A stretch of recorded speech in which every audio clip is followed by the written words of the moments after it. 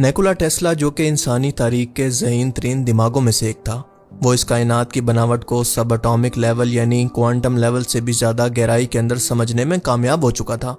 मगर उस वक्त के दिमाग क्योंकि तैयार नहीं थे टेस्ला की इस खोज को समझने के लिए या इसको कबूल करने के लिए, लिहाजा टेस्ला को पागल कहा गया और सारी ज़िंदगी इनको साइंस के अंदर वो मकाम ना मिल सका जिसके वो हकदार थे।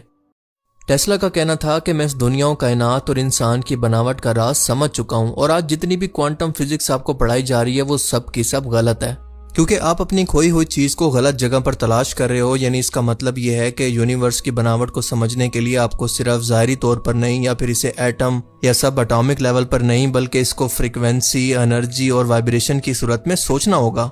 तब कहीं जाकर आप इस कायनात के राजों को समझ पाएंगे।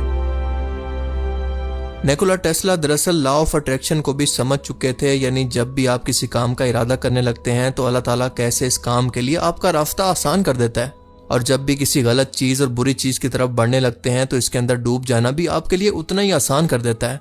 मगर अफसोस कि किसी ने भी इनकी बात को सीरियस नहीं लिया। अब इस लॉ ऑफ अट्रैक्शन का हमारी इस मादी दुनिया के अंदर क्या मतलब है और रूहानी तौर पर इसका क्या मतलब है, आए ज़रा इसको डिटेल में समझने की कोशिश करते हैं। आज की मॉडर्न क्वांटम फिजिक्स ये बताती है कि दुनिया और कायनात की हर चीज़, छोटी से छोटी चीज़ भी एटम से मिलकर बनी है। हम इंसान, जानवर, परिंदे, स्टार्स, प्लैनेट्स, गैलेक्सीज, हर चीज़। और इसी एटम को अगर जूम करें और खोल कर देखें तो इसके अंदर इलेक्ट्रॉन्स, प्रोटॉन्स और न्यूट्रॉन्स मौजूद हैं। और इन पार्टिकल्स को मजीद जूम करें तो ये चार्ज पार्टिकल यानी क्वार्क से मिलकर बने हैं। और अगर इन क्वार्क्स को भी मजीद जूम करें तो ये वाइब्रेट करती हुई रस्सियों से मिलकर बने हैं, जिनको स्ट्रिंग्स कहा जाता है, यानी मुसलसल वाइब्रेशन करती हुई रस्सियाँ। इन्हीं रस्सियों के खास तरह से वाइब्रेट करने की वजह से किसी भी चीज़ का वजूद बनता है और वो तब तक कायम रहता है जब तक ये वाइब्रेट करती रहती हैं।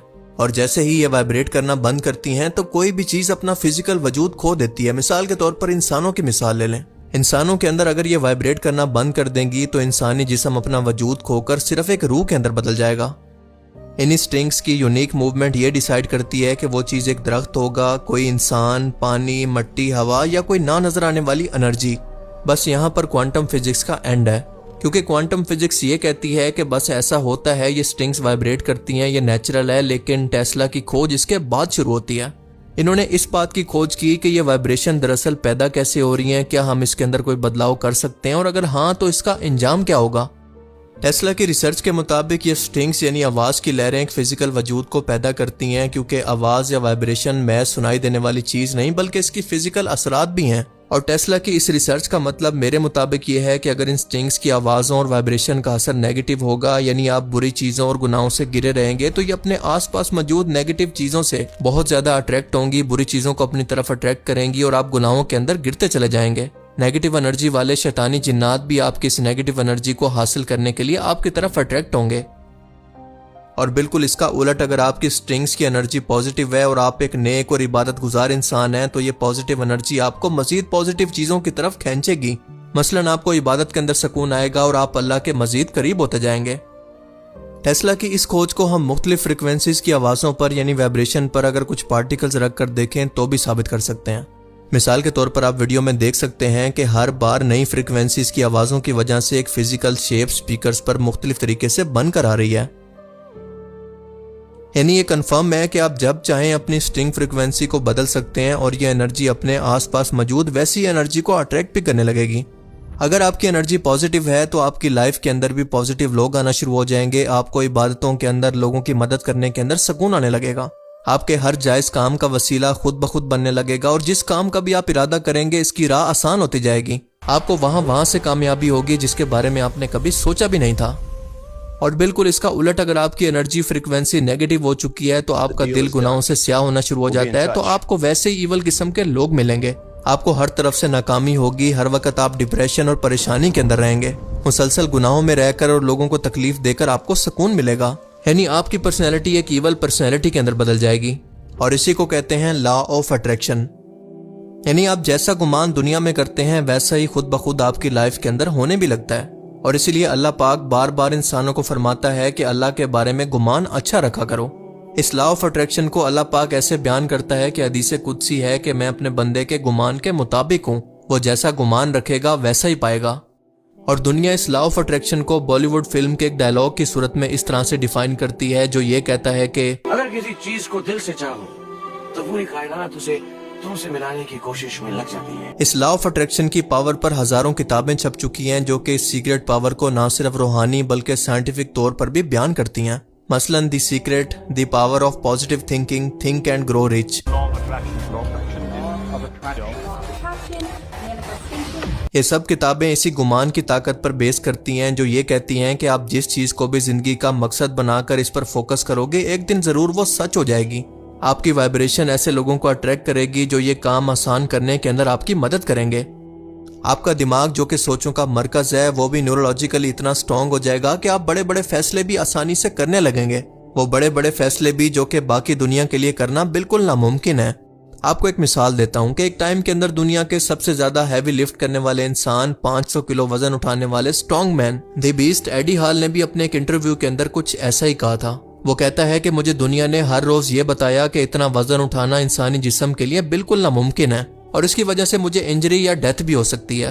पर जब मैंने अपने दिमाग को ये समझा दिया कि मैं गाड़ी उठा रहा हूँ जिसके नीचे मेरे बीवी बच्चे मौजूद हैं, तो कोई ताकत मुझे ऐसा करने से नहीं रोक पाई।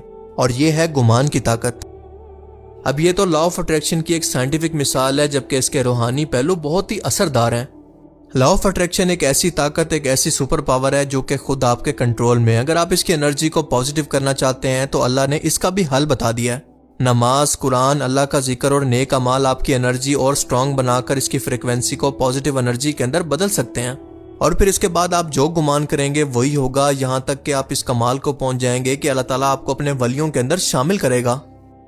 और अगर इस सब को छोड़कर आप कुफ्र और शिर्क, बुत परस्ती और गुनाह के अंदर गिरते जाएंगे तो आपकी इसी नेगेटिव एनर्जी से शयातीन आपसे अट्रैक्ट होंगे और आपके दिमाग पर काबू करके मजीद गुनाहों की तरफ आपको माइल करेंगे।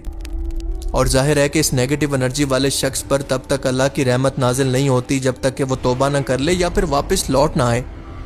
और ये प्रोसेस एकदम से नहीं होता, बल्कि आहिस्ता आहिस्ता आपकी नेगेटिव एनर्जी खत्म होती है और इसके बाद आपकी पॉजिटिव एनर्जी आहिस्ता आहिस्ता से बढ़ने लगती है। लिहाजा आपको सब्र से काम लेना होता है। और आपको एक और हैरत की बात बताऊं कि अल्लाह पाक ने जब कुरान करीम के अंदर ये फरमाया, जिसका मफहूम है कि जब वो कुन कहता है कि हो जा तो वो काम हो जाता है। दरअसल अल्लाह का ये हुक्म भी एक एनर्जी, एक फ्रीक्वेंसी की तरफ इशारा करता है, यानी स्ट्रिंग्स की वाइब्रेशन की तरफ। अल्लाह के हुक्म पर वो स्ट्रिंग्स अपनी वाइब्रेशंस को बदलकर एक लम्हा ज़ाय किए बगैर उस चीज़ को सामने तख्लीक कर देती हैं। ये कुन दरअसल एक इलाही फ्रीक्वेंसी, एक हुक्म है जो कि कायनात के हर जरे को हरकत के अंदर ले आती है। साइंस आज इसको वाइब्रेशन या एनर्जी की लहरें कहती है, लेकिन कुरान इसको अल्लाह के हुक्म और कलाम से ताबीर करता है। दुनिया में रहते हुए अगर आप इस लॉ ऑफ अट्रैक्शन और पॉजिटिव एनर्जी की फ्रीक्वेंसी को लाना चाहते हैं तो सबसे पहले आपको अपने गोल सेट करने होंगे और इसके बाद आपको इस पर यकीन करना होगा कि आप ये काम कर सकते हैं। आपको बस अपने दिमाग को यकीन दिलवाना होगा कि अगर बाकी लोग ऐसा कर सकते हैं तो मैं भी कर सकता हूँ। आपका ये गोल एक दिन आपकी आदत और इसके बाद आपकी मंजिल बन जाएगा। यानी आपका गुमान आपको दुनिया और आखिरत दोनों के अंदर कामयाबी दिलवा सकता है। मिसाल के तौर पर दुनिया के अंदर रहते हुए आपका मकसद है जन्नत को हासिल करना, तो आप अपनी सोचों को इसी तरफ फोकस करेंगे और इसको हासिल करने के लिए इस पर एक्शन लेंगे और इसके बाद आखिरकार अपनी मंजिल को हासिल कर भी लेंगे, क्योंकि आपका ये गुमान आपके मकसद को आसान करता जाएगा और इस मकसद को हासिल करने के लिए आपके लिए रास्ते खुलते जाएंगे। और इसी को तो कहते हैं law of attraction. I hope कि आप इसका मतलब अब समझ गए होंगे। अल्लाह ताला हमें समझने की और नेक अमल करने की तौफीक अता फरमाए। आमीन।